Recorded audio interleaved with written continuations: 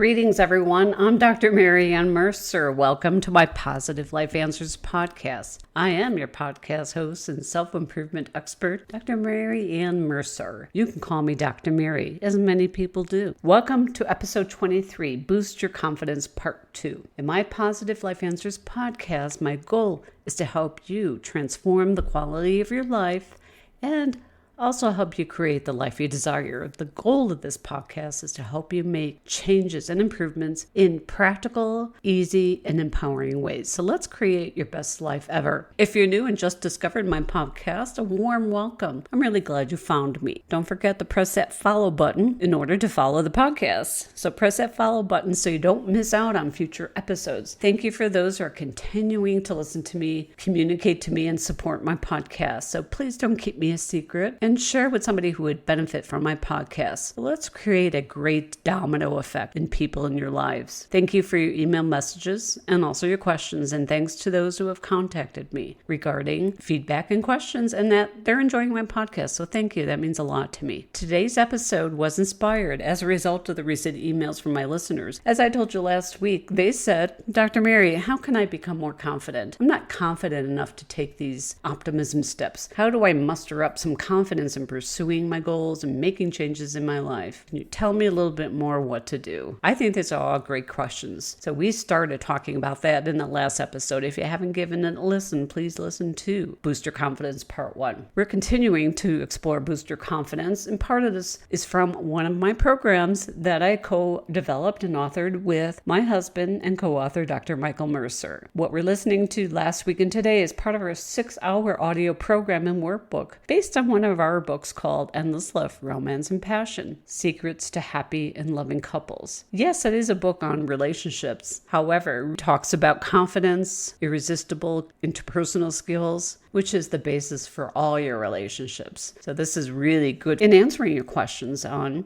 how do you get more confidence. Simply listen to this audio program. If you want to take it further, get a copy of our 6-hour program. The audio program is 6 hours and it includes exercises via our doctor's manual workbook. Audio program is called Endless Love, Romance, and Passion, the doctor's manual. Free audio program and doctor's ebook, and it's a 6-hour program and ebook workbook to help you take things further in your life. And today, as well as in that manual, you'll immediately learn useful steps to boost your confidence and your happiness. So today's topic, let's get to that. Boost Your Confidence Part 2. Last time in the last episode, we covered some major topics and many ideas within those topics, such as Method 1, what we called simplified psychoanalysis. We covered Method 2, get new, healthy role models. And Method 3, make yourself more attractive. Not just talking about physical attractiveness, talking about personality attractiveness and confidence.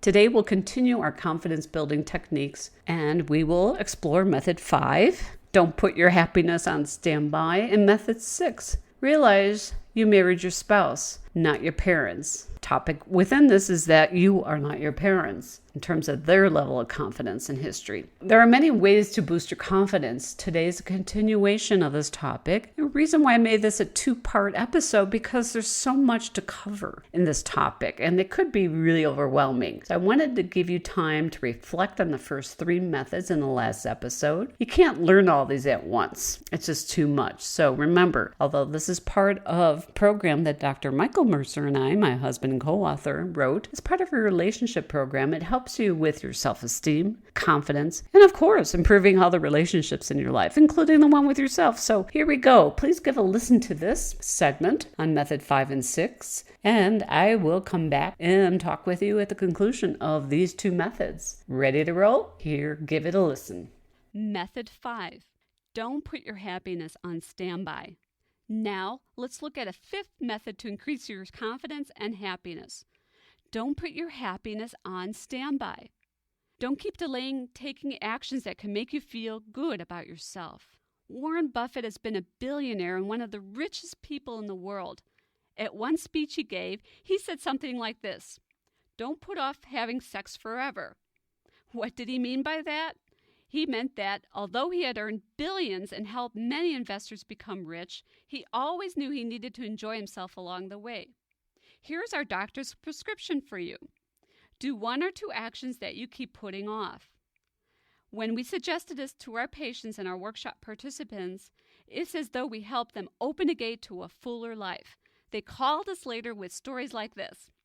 One woman had been saving for a special trip for years, but felt guilty about actually spending the money to go. After hearing our doctor's prescription, she went on her special trip and enjoyed a thrilling adventure. A number of people called to tell us they finally bought a house they saved for and dreamed about for years. We lost count of how many women called to say our recommendation resulted in them finally trying new hairstyles. They ended up looking better than before. What have you put off doing that you would like to do? What happiness have you denied yourself until some indefinite later date? Here's another way you can stop putting your life on standby. Some people say they are worried about burning the candle at both ends. But actually, that is not a problem. The big problem is that many people don't even bother to light their candle. Many people spend so much time resting, or as they say, taking it easy, that they never do much with their lives. And then, when they are about to die, they suddenly realize they missed out on a lot. Why? Because they spend huge amounts of their life taking it easy. One Hollywood actress was asked why she stays ultra-active. Her reply went something like this: "I'll have plenty of time to sleep when I die."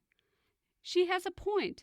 Actually, the more excited you are about the activities you do, the less sleep you may need. So, if you spend lots of time taking it easy and you feel unfulfilled, you now know the reason why. So, find activities that you feel enthused about and get busy. Method 6. Realize you married your spouse, not your parents. Now I'll teach you a vital lesson for having a happy, magnificent love life. You married your spouse, not your parents. We recommend you use useful lessons you learned from your parents. We also recommend you discard or discontinue dreadful lessons you learned by watching your parents. Here's how you do that. For example, my parents always dressed up and went out together every Sunday. They did this even if the weather was horrible or they didn't feel well. Going out every Sunday was extremely special in their relationship. I learned this lesson well. Second, list 5 horrible actions you saw in your parents' marriage that you do not want to do in your marriage. If you were not raised by 2 parents, or if you hated how your parents acted, you still can benefit from this exercise. Just list wonderful and horrible actions you saw in relationships around you. Third, show your list to your spouse. Fourth, and very importantly, agree with your spouse that whenever you do one of those horrible actions, your spouse will point it out to you without putting you down. And then you promise to stop that horrible action immediately, apologize, walk away for 5 minutes of wonderful and horrible actions people learned from their parents. One of our workshop participants wrote this list of wonderful actions her parents did together. 1, they went on a vacation 2 times a year. 2, they apologized immediately after screaming. 3, they kissed a lot. 4, they held hands a lot. And 5, they said, "I love you" a lot to each other and their children. What did she write on her list of horrible actions her parents did? She wrote her parents, 1, argued a lot. 2, they threw past mistakes into each other's face. 3, they would storm out of the house after heated arguments and not return for many, many hours. 4, they always wasted a lot of money. And 5, they took non-family anxiety, for example, anxiety about work, out on each other. The woman was amazed to see her actions closely mirrored her parents. She felt proud she did the wonderful actions in her marriage, but she felt ashamed that she also carried some of her parents' horrible actions into her marriage. She discussed this with her spouse. They worked together to make sure she cut down on the horrible lessons she learned at her parents' feet. Method 7, break habits. Another technique to improve your personality, confidence, and life is to break some habits. Like most people, you probably put on the same shoe first every day. You probably drive the same routes all the time. You probably sleep on the same side of the bed each night. Well, it's hard to discover anything new if you always do the same things. So, our doctor's prescription or exercise we recommend is the following. During the upcoming 24 hours, break 3 habits. These could be really small habits. For instance, if you always put on your right shoe first, try putting on your left shoe first. If you always drive a certain route, then take another route. Sit in a different chair at meals. Any change helps you see the world a little differently. For example, I drove a new route. This led to me discovering a small forest preserve that I never knew about. Since then, Michael and I enjoy hiking and picnics there. I also broke a habit at my favorite bookshop. I looked on shelves I never looked at. What happened? I discovered a book that proved incredibly valuable to me. And I would have never found that book if I hadn't broken out of my routine. So, just break 3 small habits within the next 24 hours. Expand your horizons. Enjoy the adventure. See what you discover. For fun, you can do this with your spouse. In conclusion, you now have at your fingertips many personal counseling techniques you can use. These methods are 1. Simplified psychoanalysis. 2. Get a healthy new role model. 3. Make yourself more attractive. 4. Boost your confidence and self-esteem. 5. Don't put your happiness on standby. 6. Realize you married your spouse, not your parents. And 7. Break habits. Using these techniques could enable you to help yourself in crucial ways. For example, you now know methods to feel happier, more confident, and optimistic. Provide a superior role model for your spouse, children, friends, and coworkers. Also, you could unleash a domino effect. Your spouse could use the optimism, confidence, and happiness methods that helped you. Importantly, as you improve yourself, your spouse will find more reasons to love you. After all, remember the rule of the turnoff. Our rule of the turnoff said, the more you dislike yourself and feel unhappy, the more your spouse will feel turned off by you. And the more your spouse feels turned off by you, the less your spouse will care about having a loving romantic relationship with you. Also, as you improve yourself, you can take advantage of our wonderful rule of similarity. This rule says, your relationship with your spouse is similar to your relationship with yourself. So, if you love yourself and feel good about yourself, you increase your odds of having a loving relationship with your spouse. By implementing our rule of similarity in your life, you become a more optimistic person. Then you can benefit from 2 more of our rules. First, you can benefit from our rule of the mirror. It states, in all likelihood, what you see your spouse giving you is a mirror of what you give to yourself. If you see your spouse acting loving towards you, you probably will recognize that you also act loving towards yourself. If you see your spouse acting annoyed with you, you probably will notice that you also tend to act annoyed with yourself. You can also gain from triggering our rule of magnetism. The rule of magnetism reveals the following to you. You attract to yourself what you feel and think about the most. If you continually feel unhappy, you magnetically will attract an unhappy relationship. If you continually feel happy, you magnetically will attract a happy relationship. Now, to conclude this section, we have a few more doctor's prescriptions for you. First, we recommend you immediately take action that helps you enjoy feeling better about yourself. Second, we recommend you enjoy being a fabulous new improved role model for everyone around you. Third, we recommend you enjoy creating a loving domino effect with your partner.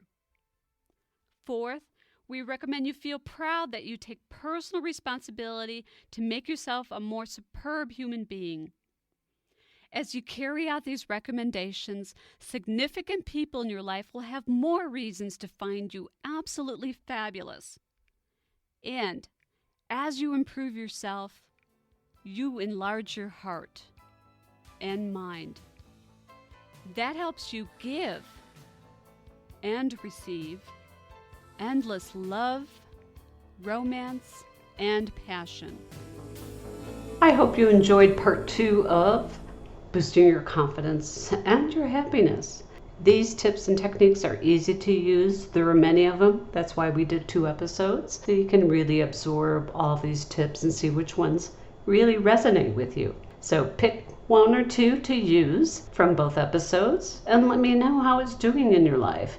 Let's create a positive domino effect. Please also let me know how this lesson I'm teaching you lands with you today. And if there's any questions you may have about it, please feel free to email me at drmercer@positivelifeanswers.com. Remember, we covered 6 methods. 1, simplified psychoanalysis. 2, get new healthy role models.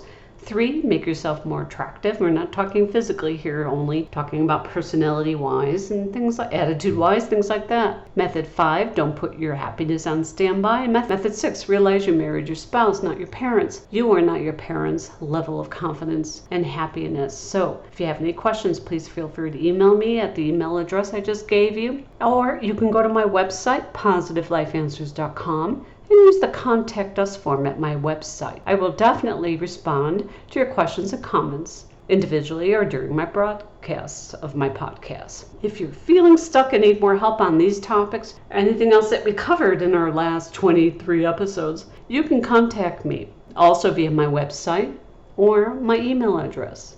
You can contact me about my unique, patented intensive coaching sessions. Let me know if you're ready to take a leap in your path to changing or improving your life. Remember, I'm Dr. Mary Ann Mercer. You can call me Dr. Mary. I've co-authored many books, including Spontaneous Optimism, Bouncing Back from Difficult Times, and Endless Love, Romance, and Passion, Secrets of Happy and Loving Couples. And this also, the book I mentioned, an ebook, a 6-hour audio program, Endless Love, Romance, and Passion. Important, please go to my Positive Life Answers website, positivelifeanswers.com, and sign up for your free Positive Life Answers newsletter. Yes, it is free. When you sign up, you'll receive a free guide called Quick Tips to Become More Upbeat and Optimistic. You can also follow us on our Facebook page called Positive Life Answers. A note to my listeners, this podcast aims to provide useful information to my listeners. It is published with the understanding that your host, Dr. Mercer, Dr. Mary Ann Mercer, is not engaged in rendering professional services such as counseling or therapy through the contents and comments of this podcast. If professional services are needed and sought by the listeners, such as counseling, therapy, or medical advice, please take responsibility for seeking services of a competent professional. Contact your local psychological association or the American Psychological Association. Or you can contact your primary care doctor for local referrals. So thank you for listening. Make it a fantastic week. Hope you're filled with confidence and happiness as we proceed to next time. Looking forward to that. Positively, Dr. Mary.